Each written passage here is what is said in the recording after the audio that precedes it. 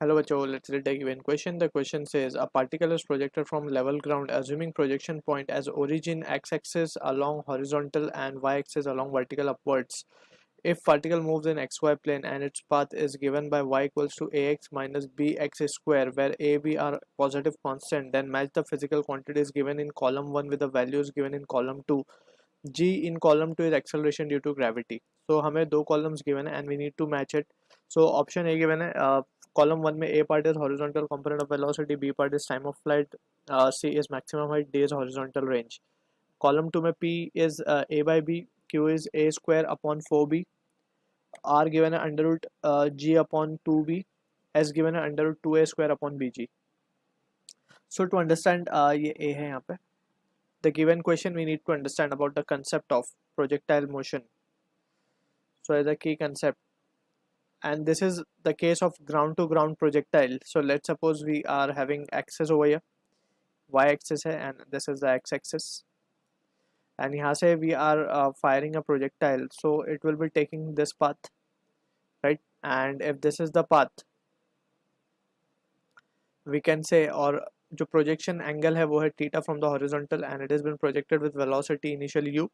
So we can have the two components of velocity. One is along the perpendicular and another horizontal u cos theta. ठीक है. So from the situation given, we can calculate the value of maximum height, जो कि along vertical लेगा, इसे हम maximum height कहते हैं, denoted with hm या hmax. This is the horizontal range. ठीक है. And the time it takes from this origin O से ये point A तक आने में जितना time लगा उसको हम कहते हैं time of flight. ठीक है. तो from here we can divide the motion into two parts, along the horizontal, along the vertical. So along horizontal की हम बात करते हैं, तो speed is u cos theta, along vertical speed is u sin theta. Along vertical it is a case of accelerated motion, so along vertical acceleration will be minus g. Along x there is no acceleration, right? So this is the case. So यहाँ पे y के along we can use the equations of motion, right? क्योंकि ये constant acceleration का case है, so यहाँ पे motions equation of motion can be applicable. Apart from this we need to also have an idea ये जो path follow कर रहा है, so इसका trajectory का equation we need to understand. Y equals to x tan theta minus of gx square upon 2u square cos square theta. ठीक है. तो ये expression we need to keep in mind. अभी इसी एक्सप्रेशन को थोड़ा सा मैनिपुलेट किया जाता है. यहाँ से हम अगर एक्स टेन थीटा की वैल्यू कॉमन निकाल लें, तो x tan theta will be common out, so 1 minus of ये बचता है हमारे पास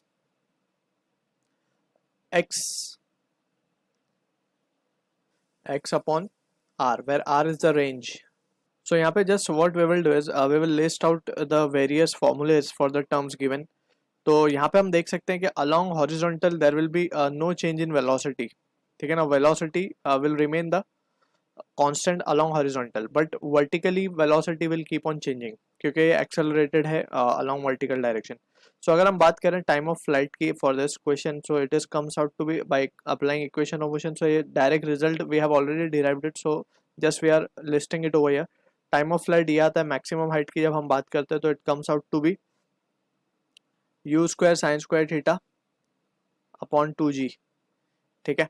further more we need to understand, अगर हम बात करें हॉरिजॉन्टल रेंज की, सो आर इसका फॉर्मूला आता है u square sine 2 theta upon g. ठीक है. And finally these are the terms that we need to keep in mind. और हॉरिजॉन्टल कंपोनेंट ऑफ वेलोसिटी तो हमें पता ही है यू कॉस थीटा है. ठीक है. अब जो हमें इक्वेशन गिवन है, equation is been given to us as y equals to a x minus of b x square. ठीक है. अगर हम इस इक्वेशन को केयरफुली एनालाइज करें, so we can see clearly, और इसको हम हमारे गिवन एक्सप्रेशन से कंपेयर कर लें. So on comparison we can say ये इक्वेशन जो हमने यहाँ पे लिखा था, इसको हम क्या लिख सकते हैं, y equals to x tan theta minus of x square tan theta by are.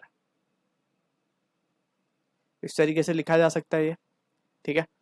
Now further we can say on comparing this with this, we can see कि हमें a का वैल्यू क्या मिल रहा है यहाँ पे. a is coming out to be tan theta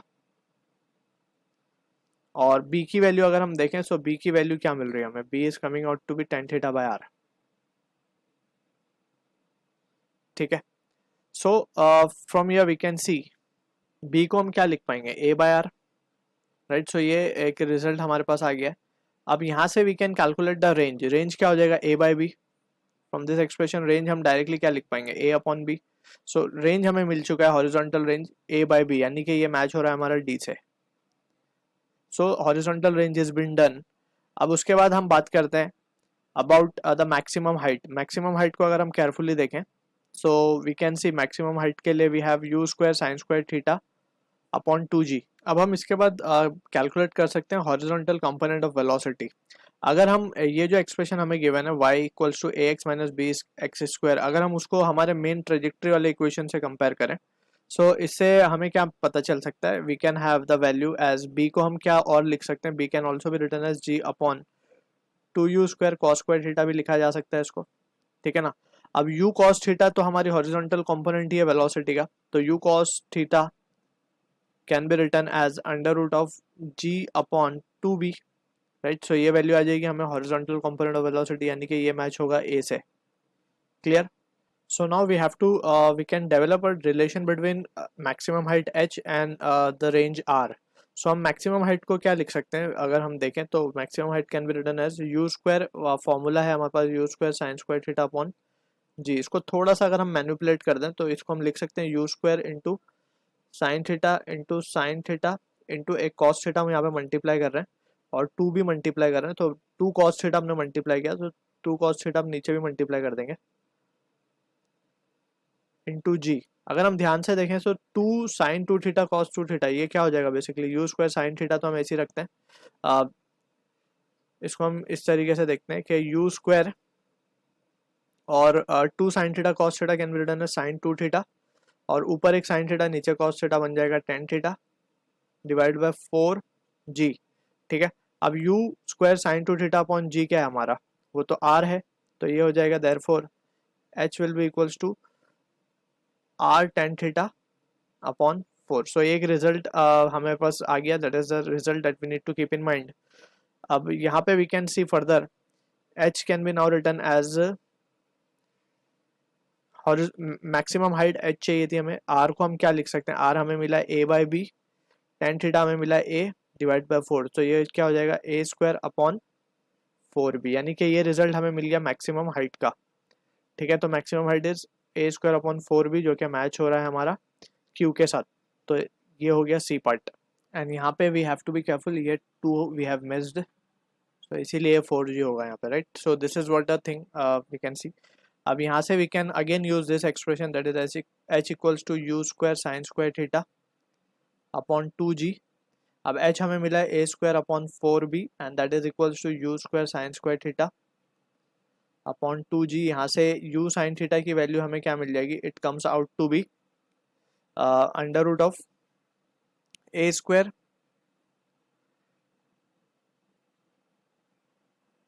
2ga square upon 4b, right. और इसी को हम क्या लिख सकते हैं, under root of ga square upon 2b, ठीक है, कुछ इस तरीके से लिखा जा सकता है। Now we have with us the value of this u sine theta, so time of flight भी हम कैलकुलेट कर सकते हैं, 2u sine theta upon g formula है इसका, so that can be written as 2u sin theta can be written as ga square upon 2b divided by g। अब ये 2 और g को अगर हम अंदर ले जाएं तो फाइनली वी कैन हैव 4 बन के जाएगा ये अंदर, ga square upon 2b g square. So finally जो रिजल्ट आएगा हमारे पास, that can be written as under root of 2g और g तो cancel, 2a square upon this can be written as bg, right। so this is the answer we are getting for time of flight, जो कि match होता हुआ दिख रहा है हमें ऑप्शन एस के साथ। तो ये है time of flight, that is b part. So this is the match we are getting. I hope you understood the solution. All the best.